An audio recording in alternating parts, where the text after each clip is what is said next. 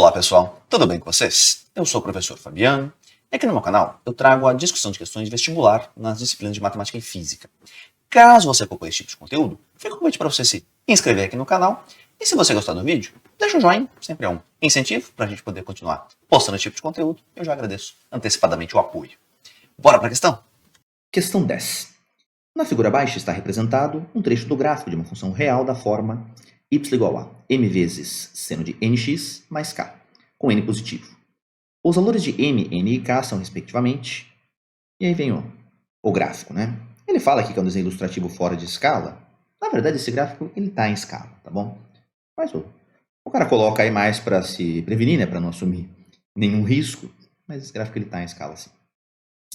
E gráfico fora de escala está esse aqui que eu coloquei aqui do lado, o gráfico da função y igual a seno de x, que eu vou precisar para analisar um ponto que, pelo menos na minha visão, é mais delicado aqui dentro da resolução. Então já deixei ele preparado aí.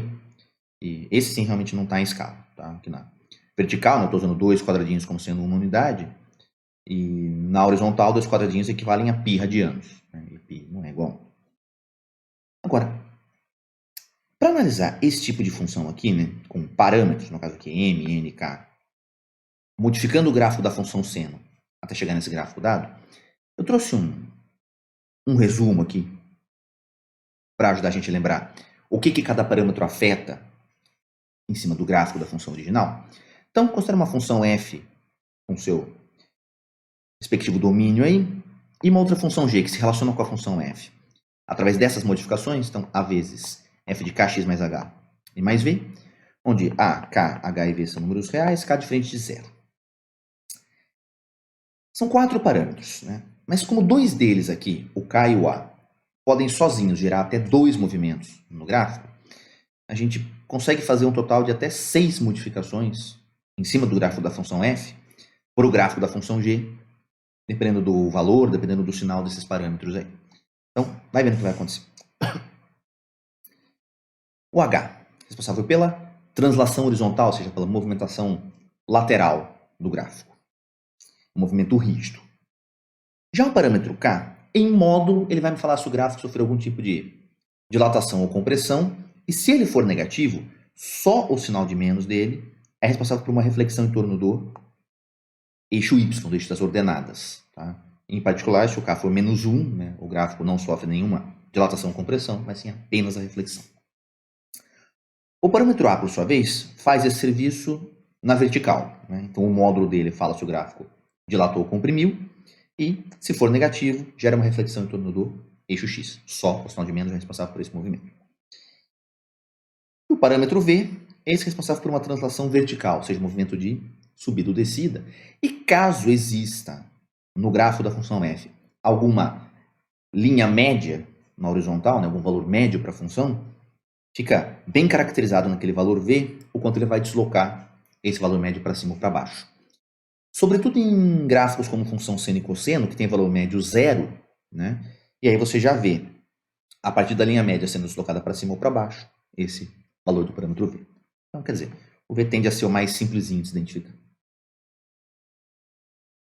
E no caso de funções periódicas, como são todas as funções trigonométricas, né?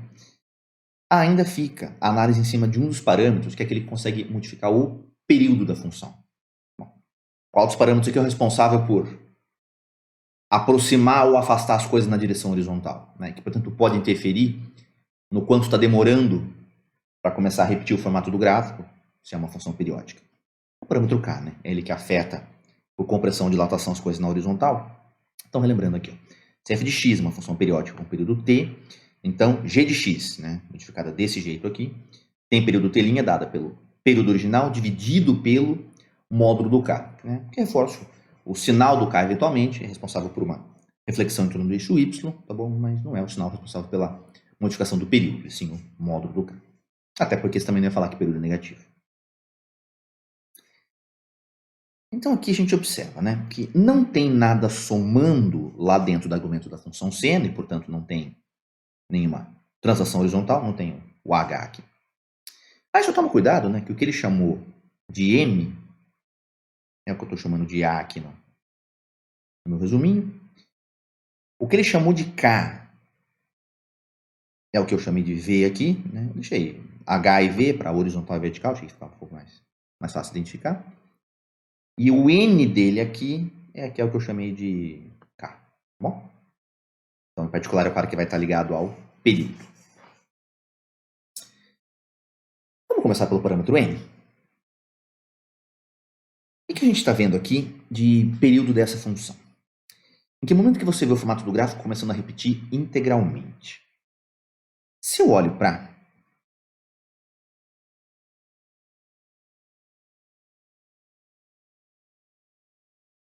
essa linha aqui, ó, vou começar destacando ela.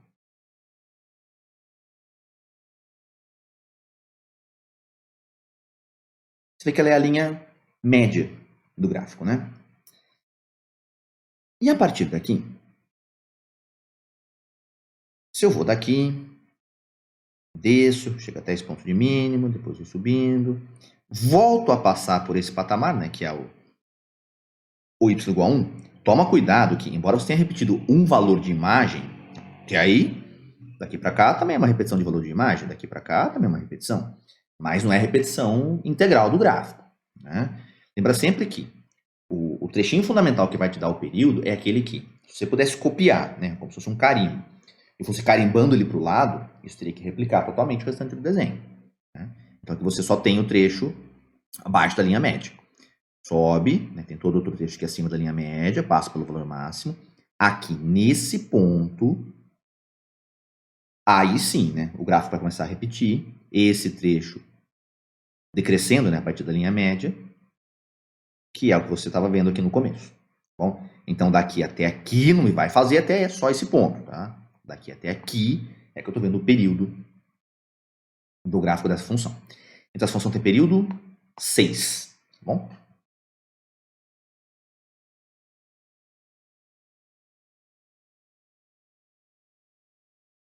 E encaixando aqui na nossa análise, ó. Aqui, né?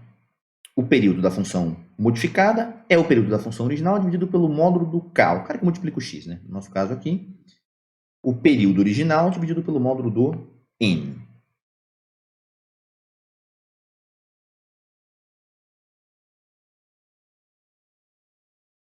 Eu falo, tá bom, mas qual o período original da função? No caso da função seno. Se você não tem período 2π radianos, né? Tá deixando o desenho indicado aqui, ó. Um trecho completo, né? Saindo, por exemplo, da origem, sobe, desce até o ponto de mínimo. Aqui é onde volta a repetir o gráfico como um todo. Então, 2π.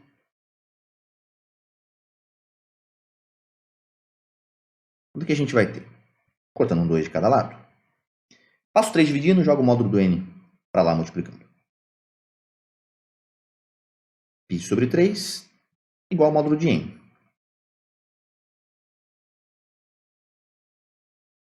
O que me daria, portanto, n com duas opções, né? O próprio π sobre 3 ou menos ele. Mas como a gente tem a informação de que o n é positivo, então devido a este fato, estou descartando a opção negativa e o n passa a ser mais π sobre 3. E é super importante, tá, essa informação de que o n é positivo, porque senão haveria uma outra maneira, com outros parâmetros aí, de conseguir montar esse mesmo gráfico a partir da função seno, tá bom? Comento isso daqui a pouquinho na hora que eu achar os demais parâmetros. Então era estritamente necessário ele me dar realmente essa informação do sinal, se ele não quisesse, né, que eu ficasse com duas triplas distintas que atendessem a essa solicitação. Agora, a hora que eu tracei essa linha verde aqui, no caso ela está no y igual a 1,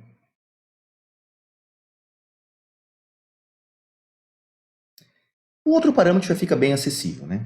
Conforme a gente comentou aqui, ó, esse parâmetro V, que é o responsável pelo movimento de subida ou descida, né, de translação vertical aí do gráfico, se o gráfico tem algum tipo de linha média, isso vai ficar muito visível no deslocamento dessa linha média para cima ou para baixo. E seno e cosseno são funções que têm linha média, no caso, em cima do eixo x, no zero, né? Você vê aqui, ó. A hora que eu vejo que essa linha média foi deslocada uma unidade para cima, então dele automaticamente você tem o que seria, né, o que eu chamei de V aqui no meu resumo. No caso aqui é o termo que está somando fora de tudo, é o K, tá bom? Então, sem maiores elucubrações. O K é 1. Eu vou colocar esse K igual a 1 para cá.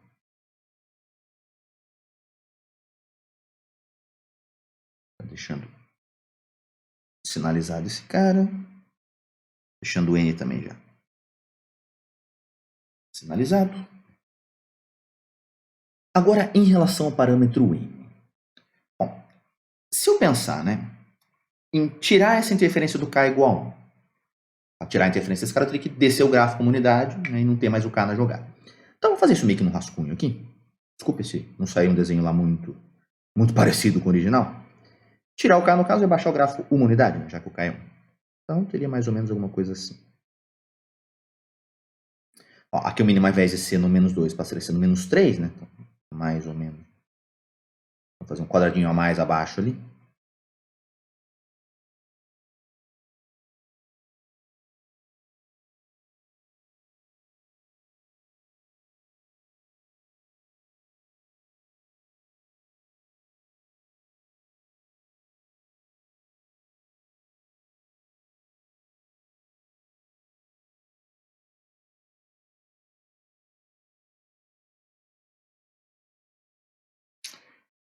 Tipo isso.